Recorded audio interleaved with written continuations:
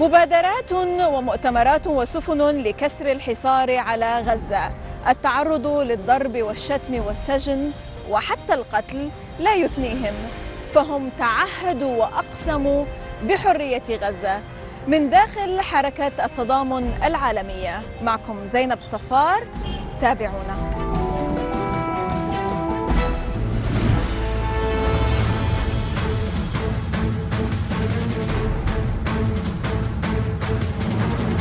من عزف البيانو وتدريس الألسنية إلى حركة التضامن الدولية وحركة فلسطين الحرة، هو البروفيسور الامريكي لارودي، أحد مؤسسي حركة غزة الحرة وأحد أعمدة المسيرة العالمية إلى القدس.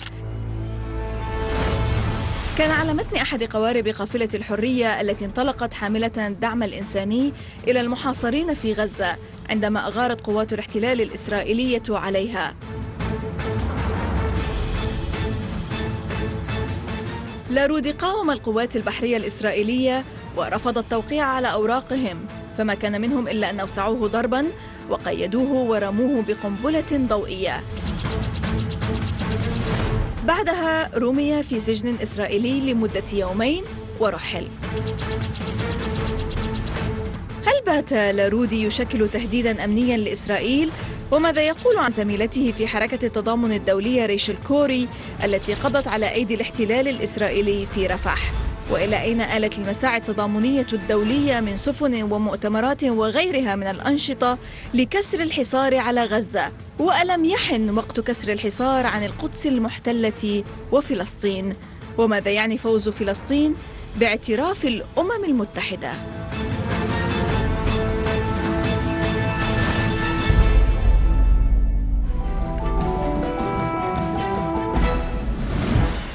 Professor Paul Laaroudi, welcome to the Inside. Well, sir, actually you are a peace activist with the International Solidarity Movement and part of Free Palestine movement and one of the co-founders of the Freedom or Free Gaza movement and one of the pillars of the global march to Jerusalem. And you were apprehended once while being on one of the ships to break the siege against Gaza. You were apprehended. You were beaten and you were hit with a flash bomb and you were thrown in an Israeli prison for 2 days. What was all this about? What happened particularly at this specific moment of time, and why did it take place with you on the ship, and what did your government do regarding this? Well, that's a lot of questions, Zainab. But what I can tell you is that it's all about resistance, and Palestinians are very familiar with this kind of treatment, and worse, much worse than I got.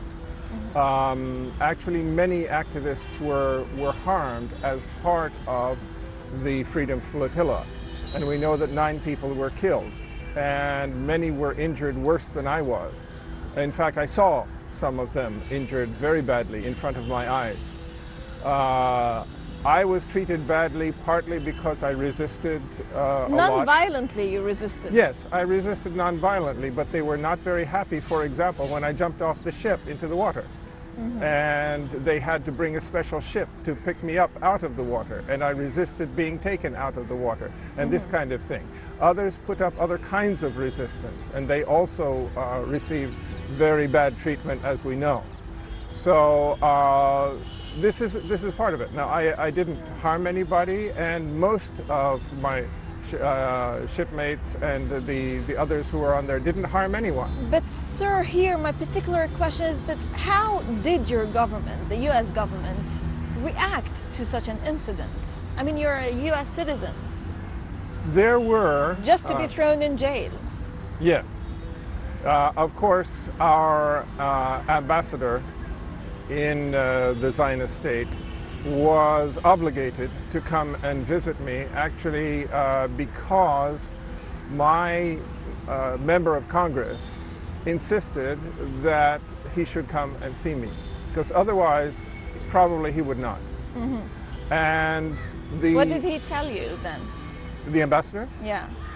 It was actually, I guess, the consul general who came, and he wanted to understand what my situation was, and he has a job. part of his job is to take care of U.S. citizens.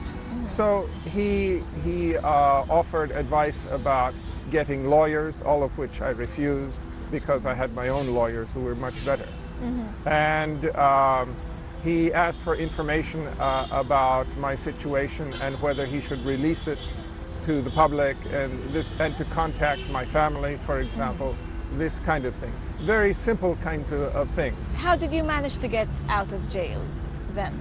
Actually, they were very anxious for me and the rest of us to get out of jail, because as long as we were there, it was a story that they didn't like. They didn't want to be in the news.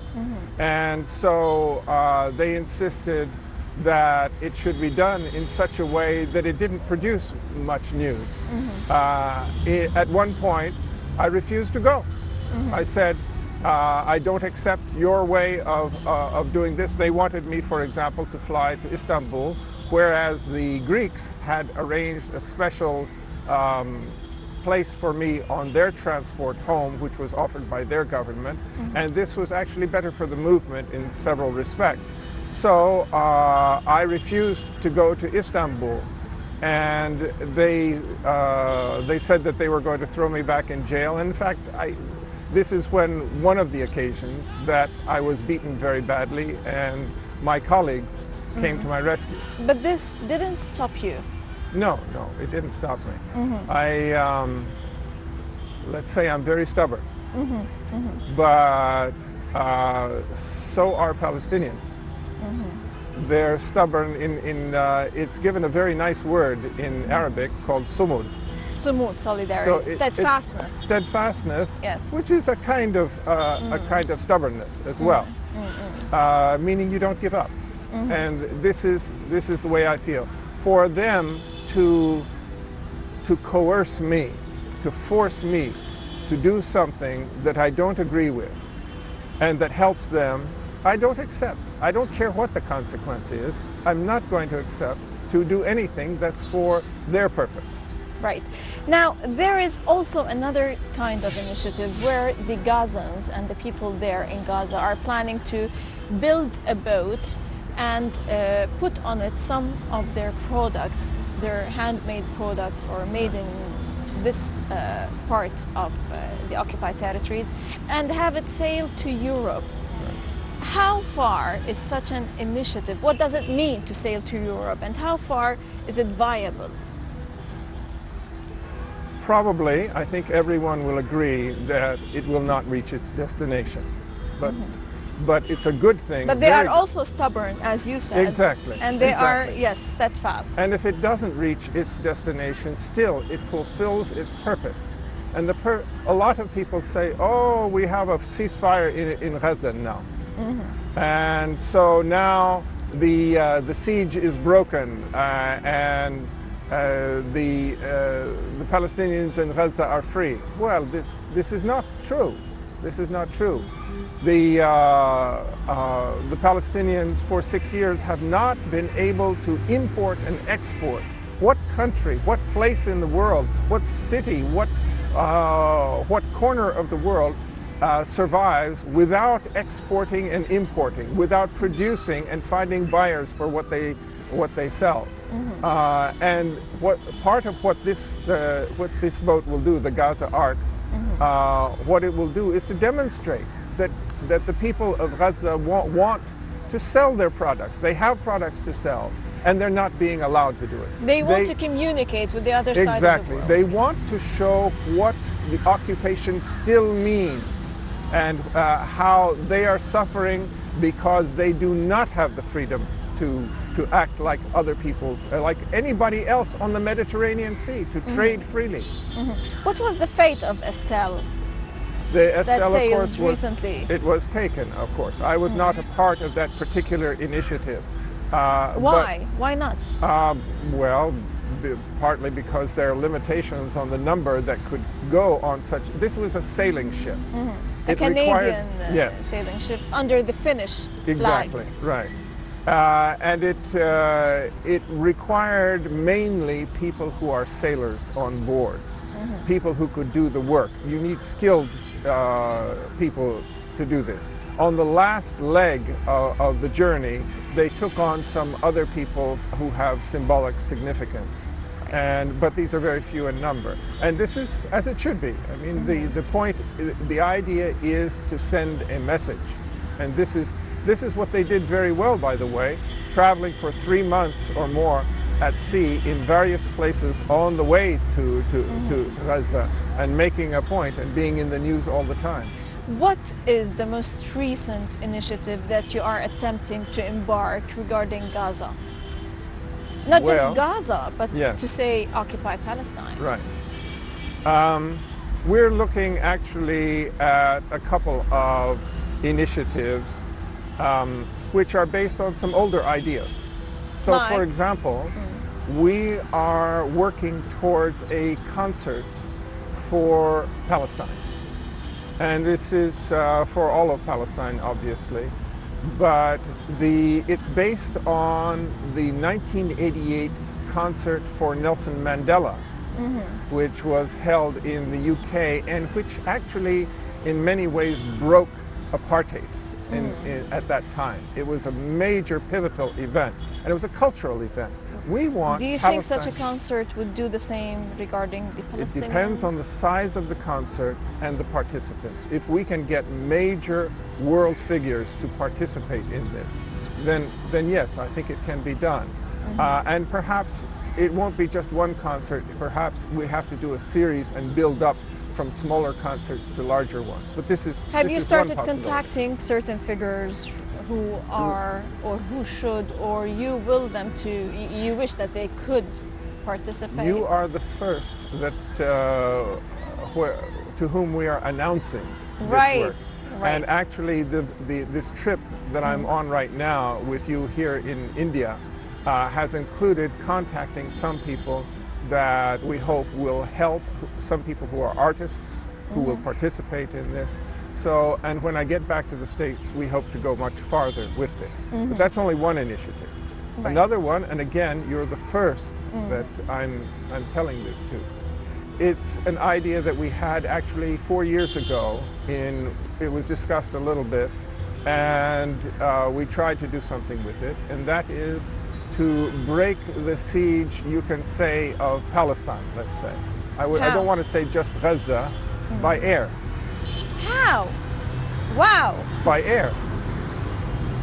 How would you manage to do it? Who is helping you?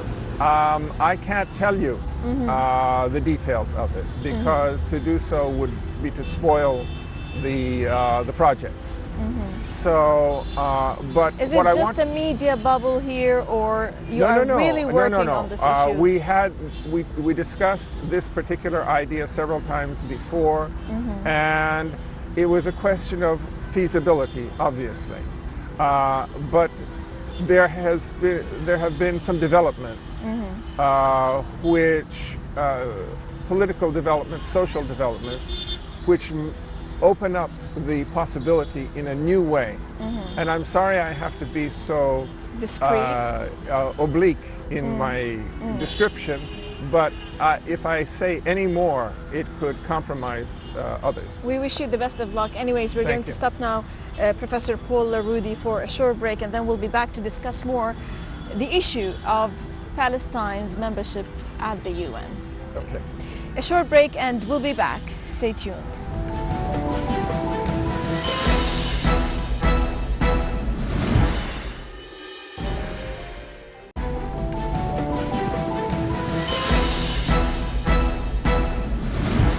Welcome back to The Inside with Professor Paul Lárodi from the ISM movement and from here in India. Welcome back, Professor Lárodi. Now, we were talking before the break about the different activities that you've been embarking upon.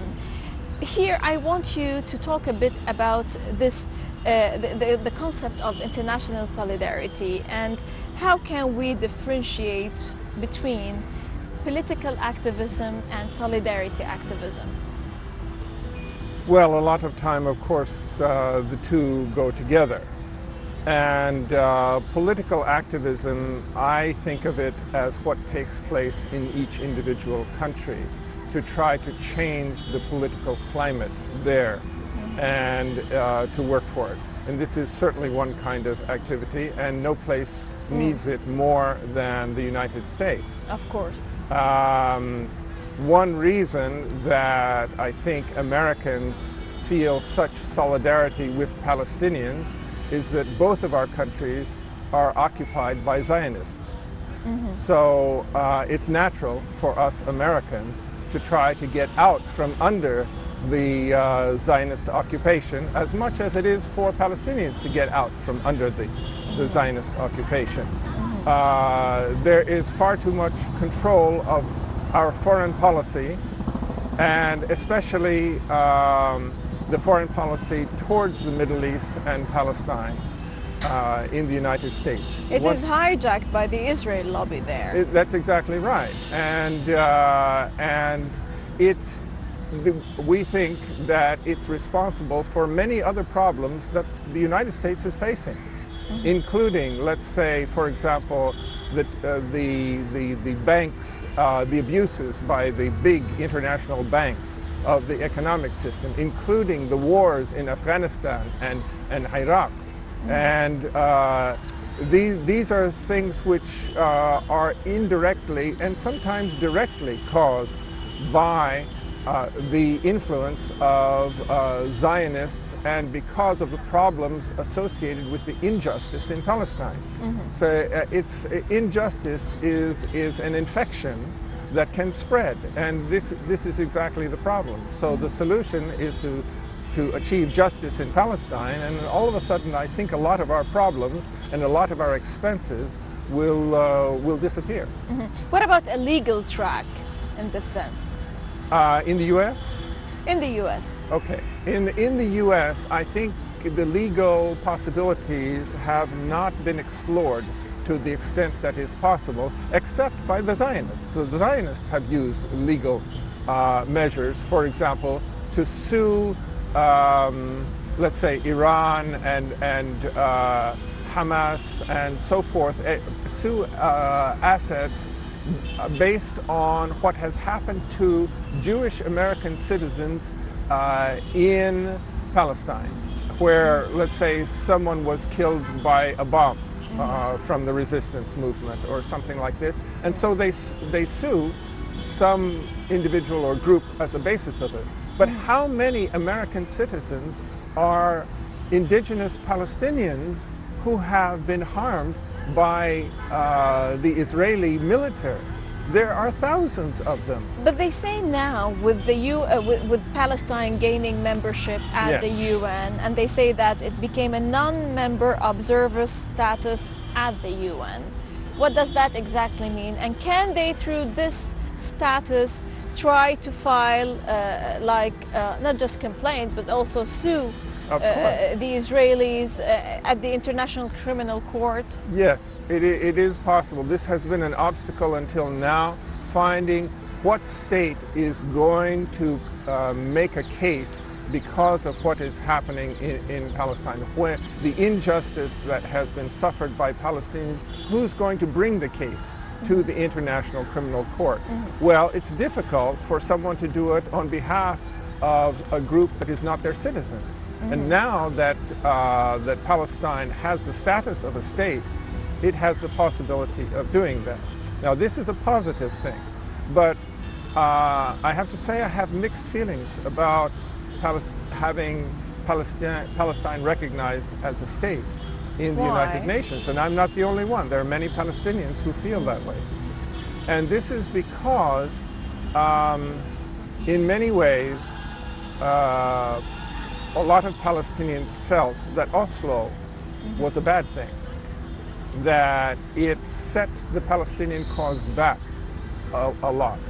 What it did was to subcontract the occupation and to create a Palestinian machine that operated with the Israeli machine in order to take the attention away from the real cause of the problem, which is Israel. So if the economy suffers, then the world can say that we blame the Palestinian Authority for not doing enough. Well, they can't do enough. And what can they do? exactly. And so to call them an authority of any kind, Palestinian or non-Palestinian, is a deception of a kind. Many Palestinians say they would rather go back to the situation where Israel rules them directly. That way, for the suffering of the Palestinians is directly attributable to Israel. Now, Palestinian statehood gives a certain legitimacy and a reason for being to the Palestinian Authority. And if the Palestinian Authority is part of the problem, then this doesn't help in that situation. Well, Dr. Laaroudi, let me just go back now to the ISM, in which, for example, a recent Israeli court verdict found Israel not to be blamed for the killing of Rachel Corrie, who was part of the ISM. How did you read this? How did you react to such a verdict? The court went beyond that. It said that Rachel Corrie was responsible for her own death. Can you tell us a bit about how she died, what happened, what was the apparatus used to kill Rachel Corrie, right, and what happened then? Okay. That day, Rachel Corrie and other ISM volunteers were trying to block a bulldozer from destroying the house of a Palestinian pharmacist in the Gaza Strip near Rafah. And they would stand in front of it, and the bulldozer would stop. And this went on for several hours, actually. But in the end, this bulldozer decided... A caterpillar. A caterpillar bulldozer decided that it was not going to let these activists stop. And there was only one activist in front of the bulldozer at that point, and this was Rachel Corrie. So he ran her down. Cold-bloodedly, just like that. We don't have the details. He claimed he didn't see her. It's very difficult to imagine, but we don't really have... That someone as active as Rachel Corrie not to be seen by the person on the bulldozer. Well, she was wearing a reflective jacket. She had a bullhorn in her hand. The bulldozer was approaching from far away. It's difficult to imagine that he didn't see her. It's possible, if you give the guy the benefit of the doubt, that he said, okay, I'm going to run over her and she will be smart enough and fast enough to jump aside. To run away, yes. Okay, if you think that maybe he had some kind of good intentions. But this is what happened. But they decided in court that she was responsible for her own death. Therefore, I expect that they will prosecute her in court for her own death, in which case, under Israeli law, she might be given a sentence of life imprisonment. How ironic. Yes.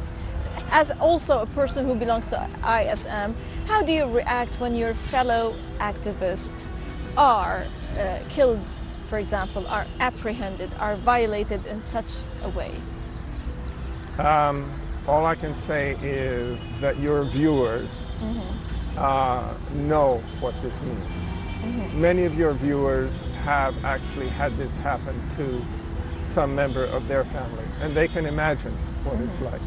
It's not just a colleague with whom you work.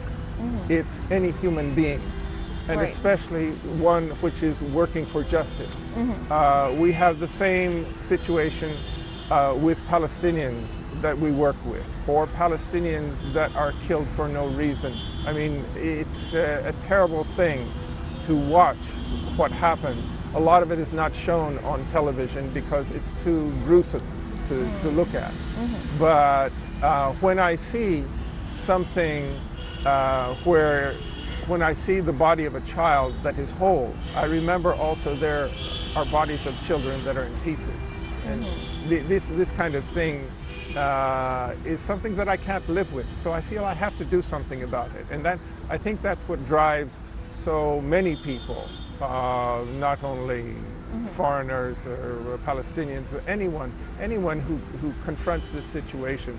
If they can do something about it, they'll want to do it. Right, Professor Paul Laaroudi, peace activist with the International Solidarity Movement and Free Gaza Movement. Many thanks indeed for joining us from Mumbai, from India. Yes. إذن لقاء جديد مع ضيف جديد وقضية جديدة، ودائما نقاربها من الداخل، من كل فريق عمل من الداخل الذي رافقني في الهند في مومباي، من حسين نصار، بسام خطار، ومني زينب الصفار. لكم جزيل الشكر. للمزيد من المتابعة theinside@almayadeen.net. إذن theinside@almayadeen.net. السلام عليكم ورحمة الله.